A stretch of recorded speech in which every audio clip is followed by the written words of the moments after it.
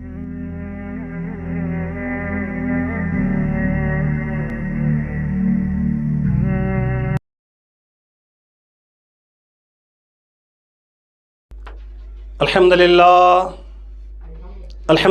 رب العالمین والعاقبۃ للمتقین والصلاة والسلام علی سید الانبیاء والمرسلین وعلى آلہ الطیبین الطاہرین واصحابہ الاکرمین اجمعین اما بعد قال اللہ تبارک وتعالی فی القرآن المجید والفرقان الحمید اعوذ باللہ من الشیطان الرجیم بسم اللہ الرحمن الرحیم یا ایہا الذین آمنوا قوا انفسکم واہلکم نارا وقال تعالی فی مقام آخر ان اللہ وملائکتہ یصلون علی النبی یا ایہا الذین آمنوا صلوا علیہ وسلموا تسلیما اللهم صل وسلم بارك على سيدنا شفيعنا حبيبنا مولانا محمد بارك وسلم صلاة وسلاما عليك يا رسول الله صلی اللہ تعالی علیہ وسلم۔ محترم ناظرین، السلام علیکم ورحمۃ اللہ وبرکاتہ۔ محترم سامعین کرام، 28ویں سورہ پارے کی سورہ تحریم کی جو تلاوت کا شرف مجھے حاصل ہوا، اللہ تبارک و تعالیٰ اس میں ارشاد فرما رہا ہے یا ایہا الذین آمنوا قوا انفسکم واہلکم نارا۔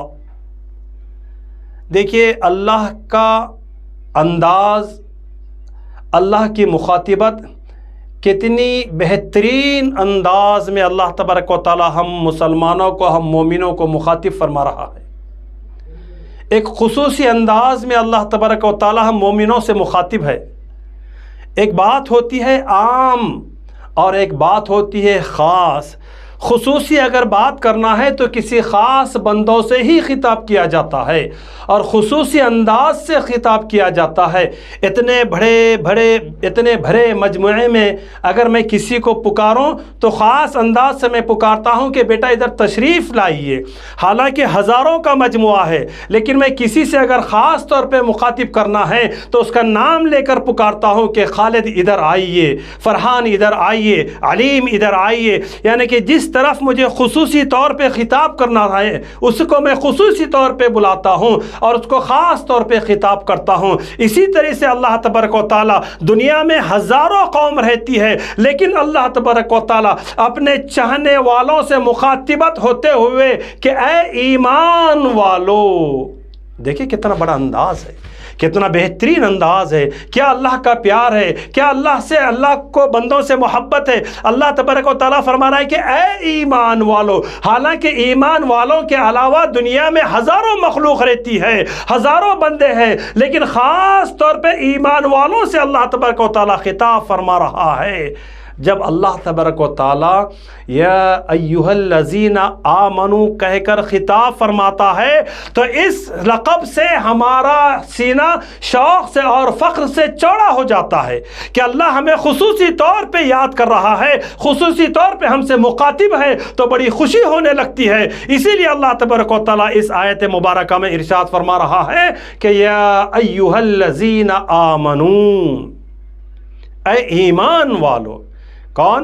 الحمدللہ ہم سب اہل ایمان ہیں، ہم ایمان رکھتے ہیں۔ اللہ تبارک و تعالیٰ ہم پر خصوصی طور پہ توجہ فرما کر ہمیں خطاب فرما رہا ہے کہ اے ایمان والو۔ اللہ کا کیا خطاب ہے، اللہ کیا ارشاد فرما رہا ہے؟ دیکھیے انسان کو زندگی گزارنے کا ہر وصول اللہ تبارک و تعالیٰ قرآن مجید میں واضح طور پہ بیان کر دیا ہے، چاہے وہ ایک انسان فرد واحد رہندے یا جوائنٹ فیملی رہندے یا فیملی رہندے یا سارا مجموعہ رہندے، یعنی ہر انسان کو اللہ تبارک و تعالیٰ سیدھی راہ پر زندگی گزارنے کے لیے، سیدھی راہ پر زندگی کو اپنے گامزن کرنے کے لیے سہل اور آسان طریقے بتا دیے ہیں۔ اس آیت مبارکہ میں اللہ تبارک و تعالیٰ یہ ارشاد فرما رہا ہے کہ اے ایمان والو، قوا انفسکم، اپنے آپ کو، واہلکم، اور اپنے اہل عیال کو کیا کرو؟ آگ سے بچاؤ، نارا، آگ سے بچاؤ۔ تو اللہ رب ذوالجلال اپنے آپ کو بھی اور اتنا ہی نہیں اپنے ساتھ اپنے فیملی کو بھی آگ سے بچانے کا ہمیں حکم دے رہا ہے۔ سب سے پہلے تو اپنے کو بچنا ہے، آگ سے ہمیں بچنا ہے، پھر اپنے آپ کو آگ سے بچانا اتنا کافی نہیں ہے، اس پر اکتفا نہیں ہے۔ اللہ تبارک و تعالیٰ کا حکم ہے کہ اپنے آپ کو بھی بچاؤ، صرف اپنے آپ کو نمازیں پڑھ کر، روزے رکھ کر، زکوٰۃ دے کر، حج کر کر، نیک اعمال کر کے اپنے آپ کو بچانے پر اکتفا مت کرو، اپنے آپ کو بچاتے ہوئے اپنے فیملی کو بھی دوزخ کی آگ سے بچاؤ۔ اللہ تبارک و تعالیٰ کا ہمیں یہ حکم ہے۔ عزیز دوستو، محترم سامعین کرام، دیکھیں نماز پڑھنا اللہ کا حکم ہے نا؟ اقیم الصلاۃ، ہم نماز پڑھتے ہیں، دن میں 5 وقت کی نماز ادا کرتے ہیں، نماز پڑھنا اللہ کا حکم ہے، روزے رکھنا اللہ کا حکم ہے، 1 مہینے کے ہم روزے رہتے ہیں، چاہے بارش کا موسم ہو جائے، چاہے سردی کا موسم ہو جائے، چاہے کڑک گرمی ہو، اللہ کا حکم کی تعمیل کرتے ہیں، 1 مہینے روزے رکھتے ہیں، اللہ کا حکم بجا لاتے ہیں، زکوٰۃ دیتے ہیں، جتنی دولت ہے اس کا ہم فیصد نکال کر زکوٰۃ دیتے ہیں، اگر اللہ تبارک و تعالیٰ صلاحیت دیا تو حج بھی کر لیتے ہیں۔ یہ تمام احکامات پر ہم عمل کرتے ہیں، احکامات کو بجا لاتے ہیں، اللہ کا حکم مانتے ہیں، لیکن ایک اللہ کا دوسرا بھی حکم ہے، جیسے نماز فرض ہے، اپنے فیملی کی اصلاح کرنا بھی فرض ہے، اس کی طرف ہماری توجہ نہیں ہے۔ اپنے فیملی کی اصلاح یہ اللہ کا حکم ہے۔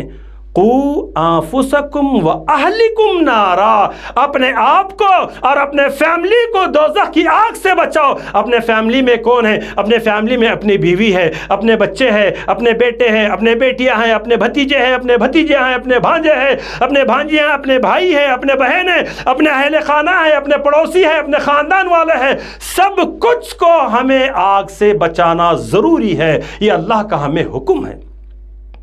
قُوا أَنفُسَكُمْ وَأَهْلِكُمْ، اپنے آپ کو بھی آگ سے بچاؤ اور اپنے فیملی والوں کو بھی آگ سے بچاؤ۔ فیملی والوں کو آگ سے کیسے بچایا جاتا ہے؟ دیکھو اللہ تبارک و قرآن مجید میں کیسے الفاظ استعمال ہوئے ہیں، کیسے اللہ کا کلام جلالی ہے کہ قُوا أَنفُسَكُمْ وَأَهْلِكُمْ نَارًا، آگ سے بچانا۔ حالانکہ دوزخ سے بچانا کہا جا سکتا تھا، گناہوں سے بچانا کہا جا سکتا تھا، برے عمل سے بچانا کہا جا سکتا تھا، لیکن آگ سے بچانے کی طرف کیا مقصود ہے؟ جس طریقے سے ایک ماں اپنے بچے کو آگ میں جلتے ہوا نہیں دیکھ سکتی، تم بھی اسی طریقے سے اپنے فیملی کو آگ میں جلتے ہوا مت دیکھو، دوزخ کی آگ سے بچاؤ، اپنے فیملی کی اصلاح کرو، اپنے فیملی کی تربیت دو، اپنے فیملی کی اصلاح کرو اور تربیت دو۔ لیکن میرے عزیز دوستو، محترم ناظرین کرام، جب یہ قرآن مجید کی آیت کو رسول اکرم صلی اللہ تعالی علیہ وسلم صحابہ پر بیان کرنے لگے تو حضرت عمر فاروق رضی اللہ تعالی عنہ کھڑے ہو گئے اور پوچھنے لگے کہ اے اللہ کے رسول، ہم تو اپنے آپ کو دوزخ کی آگ سے بچائیں گے، ہم اللہ کے احکامات پر عمل کریں گے، ہم برے کاموں سے روکیں گے، لیکن یہ کیسے ممکن ہے، یہ کیسے ہو سکتا ہے کہ ہم اپنے فیملی کو دوزخ کی آگ سے بچائیں؟ یہ کیا کس طریقے سے ہم اپنے فیملی کو، اپنے اہل وعیال کو دوزخ کی آگ سے بچائیں گے؟ تو رسول اکرم صلی اللہ تعالی علیہ وسلم ارشاد فرمائے کہ اے عمر فاروق، جس طریقے سے اللہ تبارک و تعالیٰ نے تمہیں نیک کام کرنے کا حکم دیا ہے، تم بھی اپنے فیملی کو نیک کام کرنے کا حکم دو۔ جس طریقے سے اللہ تبارک و تعالیٰ نے تمہیں برے کاموں سے روکا ہے، اسی طریقے سے تم اپنے فیملی کو برے کاموں سے روکو۔ اگر تم اپنے اہل عیال کو، اگر تم اپنے اہل خانہ کو، اگر تم اپنے فیملی کو نیک کام کرنے کا حکم دیں گے اور برے کاموں سے روکیں گے تو تمہاری فیملی، تمہارے اہل خانہ دوزخ کی آگ سے بچ جائیں گے۔ تو میرے عزیز دوستو، ہم کیا اس نہج پر چل رہے ہیں؟ کیا ہم اس طریقے کو اپنا رہے ہیں؟ کیا ہم اپنے فیملی کو دوزخ کی آگ سے بچانے کی کوشش کر رہے ہیں؟ تھوڑا سا غور کریں۔ ہم تو نمازیں پڑھ لے رہے ہیں، ہم تو روزے بھی رکھ رہے ہیں، ہم تہجد بھی پڑھ رہے ہیں، ہم وظیفے بھی پڑھ رہے ہیں، ہم خدا کا ذکر بھی کر رہے ہیں، کیا لیکن یہ اعمال ہمارے حد تک ہم جو کر رہے ہیں، یہ ہمارے اعمال ہمارے لیے بس اتنا ہی کافی ہے یا کچھ اور بھی ہے؟ لیکن اللہ فرما رہا ہے کہ اتنا کافی نہیں ہے، تم اپنے آپ کو تو سدھار لیے ہو، اپنے آپ کو تو دوزخ کی آگ سے بچا لیے ہو، لیکن تم پر یہ فرض ہے کہ تم اپنے اہل خانہ کو بھی دوزخ کی آگ سے بچاؤ۔ ہم کیسے بچائیں گے اپنے اہل خانہ کو دوزخ کی آگ سے؟ عزیز دوست، بس یہی طریقہ ہے کہ ہم اپنے فیملی کو، اپنے اہل خانہ کو، اپنے اہل و عیال کو دینی تعلیم سے آراستہ کریں۔ دیکھیں احادیث شریفہ میں کیا ہے کہ جب بچہ 7 سال کا ہو جائے تو 7 سال سے لے کر 10 سال تک بچے کو اپنے ساتھ مسجد لے کے جاؤ، اپنے ساتھ نماز پڑھو، تاکہ بچہ تمہاری نمازوں کو دیکھے، تمہارے رکوع کو دیکھے، تمہارے سجدے کو دیکھے، تمہارے خدا کے سامنے گڑ گڑانے کو دیکھے۔ جب تمہارا بچہ خدا کے سامنے گڑ گڑانے کو دیکھے گا تو اس کا ذہن مجبور ہو جائے گا سوچنے پہ کہ میرا باپ کس کے سامنے گڑ گڑا رہا ہے، میرا باپ کس سے طلب کر رہا ہے، میرا باپ کیا طلب کر رہا ہے، میرا باپ سیدھی راہ طلب کر رہا ہے، حلال کمائی طلب کر رہا ہے، گناہوں سے اجتناب طلب کر رہا ہے۔ جو یہ بچہ دیکھے گا تو خود بخود بچے کے ذہن یہ بنتا رہے گا اور بچہ اپنے زندگی میں تبدیلی ضرور لائے گا۔ لیکن آج کل کا ہمارا ماحول کیا ہے، ہم بچوں کو مسجد لے کر ہی نہیں جاتے۔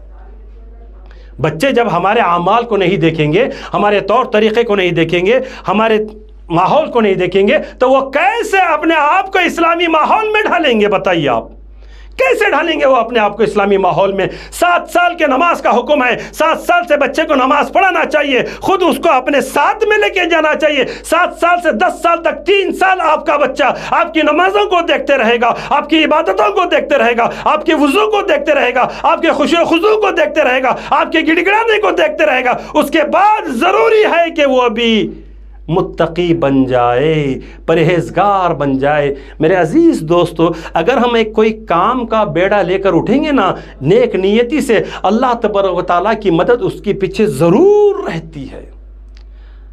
10 سال تک بچے کو مسجد کو لے کر جاتے جاؤ، 10 سال کے بعد خود بخود بچہ مسجد کو آ جائے گا۔ اگر مسجد کو نہیں آ رہا تو احکامات ہے کہ اسے چھڑی سے مار کے مسجد کو لے کے جاؤ، چھڑی سے مار کے نماز کی تاکید کرو، تاکہ وہ زندگی بھر کبھی بھی اپنے خدا کی عبادت کو بھول نہ سکے۔ لیکن آج ہم کہاں پر ہے بتائیے؟ میری ماؤں بہنوں، کھانا پکانے میں مشغول ہے، بچہ ستا رہا ہے، بچے کو سمجھانے کے بجائے ہم اپنے بچے کو موبائل دے کر چھوڑ دیتے ہیں کہ بیٹا یوٹیوب پہ گانے دیکھتے رہو، یوٹیوب پہ کھیل کھلونے دیکھتے رہو، یوٹیوب پہ کھیل کھیلتے رہو۔ ہم اپنے بچوں کو موبائل میں لگا کر اپنی مصروفیت کو پوری کر رہے ہیں، لیکن احکامات تو یہ ہے کہ اپنے مصروفیت کو چھوڑ کے اپنے بچوں کو دینی ماحول میں ڈالو۔ اپنی مصروفیت کو چھوڑ دو، اپنے پکانے کو چھوڑ دو، اپنے عیش و آرام کو چھوڑ دو، اپنے بچوں کو آگ سے بچاؤ، دینی ماحول میں اپنے بچوں کو ڈھالو۔ لیکن کہاں یہ فکر ہے ہماری؟ بتائیے۔ باپ تھکا تھکا ہوا آ جاتا ہے، نیند میں بچے گڑبڑ کرنے لگے، نیند میں بابا بابا پکارنے لگے تو فون دے کے بچوں کو سمجھا دیا جاتا ہے۔ اور کیوں نہیں ایک بچوں کے سامنے احادیث شریف کو پڑھا جائے؟ کیوں نہیں بچوں کے سامنے قرآن مجید کی آیت کو پڑھا جائے؟ کیوں نہیں قرآن مجید کی اردو میں تفسیر کی جائے تاکہ بچے بھی کچھ اپنے دینی ماحول کو سمجھ سکے؟ یاد رکھیے، اگر کوئی ایک نیک عمل کی نیت سے اپنے بچوں کی اصلاح کے لیے، اپنے فیملی کی اصلاح کے لیے، اپنے فیملی کو دوزخ کی آگ سے بچانے کے لیے اگر کوئی بیڑا لے کر اٹھیں گے تو ضرور اللہ تبارک و تعالیٰ اس میں ہماری مدد کرے گا۔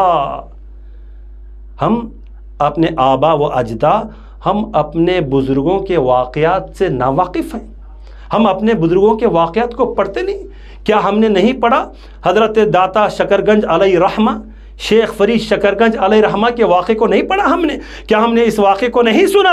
اس واقعے کو اگر سنا ہے تو ہماری زندگی میں کیا تبدیلی آئی ہے اور اس واقعے سے ہمیں کیا سبق ملا ہے؟ بتائیے۔ حضرت دادا شیخ فرید شکرگنج علیہ رحمہ کیسی بزرگ شخصیت ہے، کتنے بڑے اللہ کے ولی ہے، ان کو اس مقام پر پہنچانے کے پیچھے کس کا ہاتھ ہے، کس کی تربیت ہے، کس کی محنت ہے؟ ذرا غور کریں آپ لوگ۔ حضرت داتا شیخ فرید شکرگنج علیہ رحمہ جب چھوٹے سے معصوم سے تھے، ان کی ماں نے اپنے بچے کی تربیت کے لیے یہ مقرر کر دیا کہ میرا بیٹے کو کیا پسند ہے، میرے بیٹے کو میٹھا پسند ہے، میرے بیٹے کو شکر پسند ہے۔ تو شیخ فرید شکرگنج علیہ رحمہ کی والدہ محترم یہ محسوس کر لی کہ میرا بیٹا شکر کی طرف مائل ہے، میرے بیٹے کو شکر بہت پسند ہے، تو وہ ماں اپنے بچے کی تربیت ایسا کرنے لگی کہ بیٹا اگر تم مصلی بچھا کر نماز پڑھو گے تو اللہ تبارک و تعالی تمہاری سب سے پسندیدہ چیز تمہیں عطا کر دے گا۔ شیخ فرید شکر گنج بچے ہیں، معصوم ہیں، ماں سے کہنے لگے کہ اے اماں جان کیا میں مصلی پہ ٹھہر کر نماز پڑھ لوں تو میری پسندیدہ چیز شکر ہے، کیا اللہ مجھے شکر دے دے گا؟ تو ماں تربیت کے لیے کہتی ہے کہ بے شک خدا کی ذات تمہیں شکر دے دے گی، تم مصلی پہ کھڑے ہو جاؤ اور خدا کے سامنے سجدہ کر لو، نماز پڑھ لو، تمہیں اللہ تبارک و تعالی شکر سے ضرور نواز دے گا۔ کیسی تربیت ہے دیکھیے، اولاد کی کیسی تربیت ہے۔ لیکن وہ ماں چاہتی تھی کہ ان کا بیٹا دوزخ کی آگ سے بچا رہے، دنیا کی لہو لہب سے بچا رہے، ان کا بیٹا ایک دین کے کام کے لیے ہمیشہ کے لیے تیار رہے۔ اسی لحاظ سے بچپن سے اپنے بچے کی تربیت کر رہے تھے۔ کیسے کر رہے تھے؟ جب بچہ وضو کرنے چلے جاتا تو وہ ماں جانماز بچھا کر جانماز کے نیچے ایک شکر کی پوڑیاں رکھ دیتی۔ جب بچہ وضو کر کے آتا اور جانماز پہ ٹھہر کے نماز پڑھ لیتا، نماز پڑھ کے دعا کرتا اور پوچھتا کہ ماں شکر کہاں ہے؟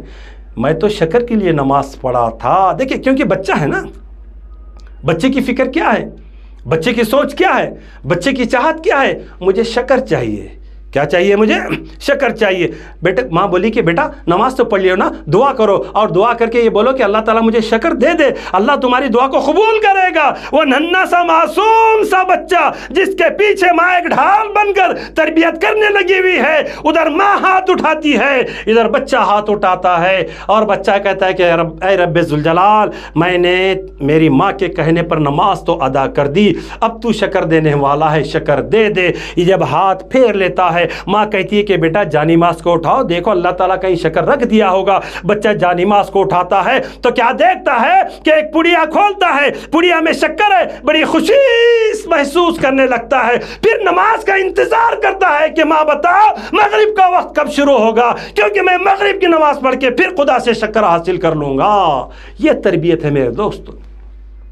ہم اپنے اولاد کو، ہم اپنے اہل عیال کو، ہم اپنے فیملی کو کس انداز سے تربیت دینا چاہے وہ مخصوص طور پہ انداز کو اختیار کرے، اور اس مخصوص انداز کو جب اختیار کر لیں گے، اس پر عمل کریں گے تو اللہ تبارک و تعالی ہماری ضرور مدد کرے گا۔ بات بتاتے چلوں، ایک مرتبہ ایسا بھی ہوا کہ حضرت شیخ فرید شکر گنج علیہ رحمہ، معصوم چھوٹا سا ننھا سا پیارا سا بچہ جلدی میں وضو کرایا اور جانماز بچھا کر نماز شروع کر دی۔ ادھر پیچھے ماں بیٹھ گئی کہ اب میں کیسے جانماز کے نیچے شکر رکھوں، کیونکہ میرے بیٹے کو میں تربیت دینا چاہتی تھی، میرے بیٹے کو میں نماز کا عادی بنانا چاہتی تھی۔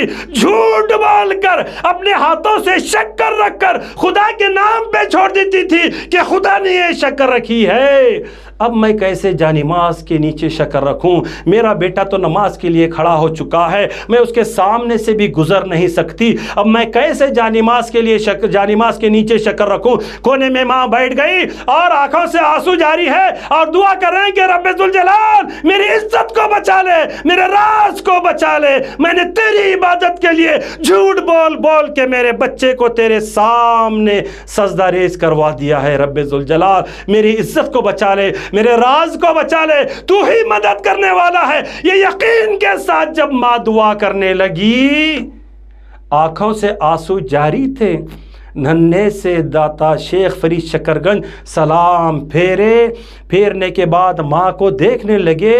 جب سلام پھیرتے پھیرتے ماں کو دیکھے، ماں کے آنکھوں سے آنسو جاری ہے، کہنے لگے کہ اے ماں بتا رونے کا کیا مطلب ہے، کیوں تمہارے آنکھوں سے آنسو رو رہے ہیں؟ تو ماں دلاسا دے رہی ہے کہ بیٹے آج میں نے تیری نماز کو خوب اچھی طریقے سے دیکھا ہے، مجھے خوشی ہو رہی ہے، اس خوشی کے لحاظ سے میرے آنکھوں سے آنسو جا رہے ہیں۔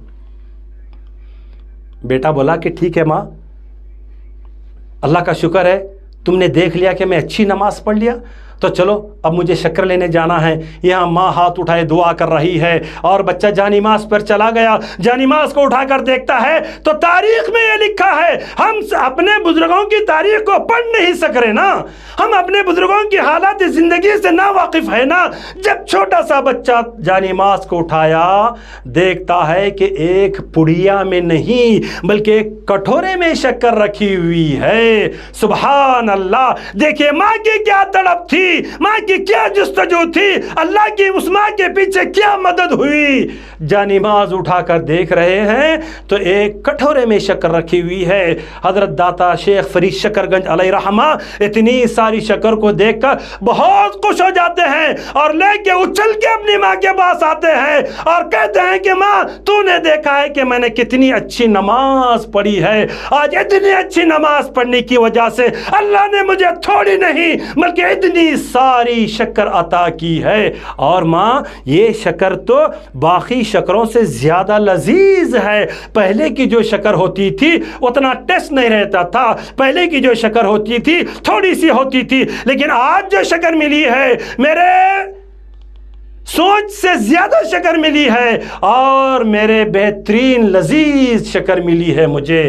تو میرے محترم بزرگوں, دوستو, ہم اپنے فیملی کے اصلاح کے لیے, ہم اپنے بچوں کی تربیت کے لیے اگر کوئی مصمم ارادہ کر کے کوئی کام کریں گے تو فیملی کی سدھار کے لیے, فیملی کی اصلاح کے لیے جو ہم کام کریں گے بے شک اللہ تبارک و تعالی اس کام میں ہماری مدد ضرور کرے گا, اس کام میں ہماری مدد ضرور کرے گا. تو میرے بزرگوں اور دوستو, محترم ناظرین کرام, اللہ تبارک و تعالیٰ قرآن مجید میں کیا ارشاد فرما رہا ہے کہ صرف اپنی اصلاح کافی نہیں ہے, صرف اپنے آپ کو جنتی بنانا یہ کافی نہیں ہے, صرف اپنے آپ کو دوزخ سے بچانا یہ کافی نہیں ہے. خدا کے احکام کمپلیٹ ہمیں عمل کرنا چاہیے. خدا رب ذوالجلال کیا فرما رہا ہے, یا ایھا الذین آمنوا قوا انفسکم واہلکم, اپنے آپ کو بھی دوزخ کی آگ سے بچاؤ اور اپنے اہل عیال کو بھی دوزخ کی آگ سے بچاؤ. آج ہم دیکھ رہے ہیں دنیا میں کہ بھتیجا کھیل کود میں لگا ہوا ہے, چاچا کی ہمت نہیں کہ بھتیجے کو روک سکے, بھانجا کھیل کود میں لگا ہوا ہے, ماموں کی ہمت نہیں کہ بھانجے کو ڈانٹ ڈپٹ کر مار کر نماز کے لیے بھیجا سکے. کیوں کہ ہماری تربیت وہ اسلامی تربیت نہیں ہوئی نا. اگر آج ہم اسلامی تربیت کو اپنا لیں گے, آج اگر ہم خدا کے احکامات کو مان لیں گے تو ہماری زندگی بھی کامیاب ہے اور ہماری آخرت بھی کامیاب ہے. تو عزیز دوستو, اللہ رب ذوالجلال سے یہی دعا ہے کہ اللہ رب ذوالجلال تمام مسلمانوں کو ہدایت عطا فرما, تمام مسلمانوں کو دوزخ کی آگ سے حفاظت فرما. اللہ تبارک و تعالی ہماری دعاؤں کو قبول فرما انشاءاللہ تعالی. عزیز, اس کے بعد بھی یہ سلسلہ جاری رہے گا. السلام علیکم ورحمۃ اللہ وبرکاتہ. ناظرین, بڑی خوشی کی بات ہے کہ پاور نیوز بھارت مسلسل 1 سال سے محنت کرتے ہوئے آپ کی خدمت میں دینی اور دنیاوی نیوز چینل چلا رہا ہے. بڑے خوشی کی بات ہے. ہم پاور نیوز بھارت والوں کا شکریہ ادا کرتے ہیں اور عوام بھی شکریہ ادا کر رہی ہے کہ انہوں نے اپنی رات دن کی محنت سے عوام کی خدمت میں دینی معلومات سے مستفید ہونے کا ایک موقع دیا ہے. اور الحمدللہ پاور نیوز بہترین انداز میں کام کر رہا ہے. بہت بہت مبارک تمام اسٹاف کو, پاور نیوز بھارت کے تمام اسٹاف کو بہت بہت مبارک ہے. اور دعا ہے کہ اللہ تبارک و تعالی پاور نیوز بھارت کو اسی طرح سے دن دگنی رات چوگنی ترقی عطا فرمائے. آمین. السلام علیکم ورحمۃ اللہ.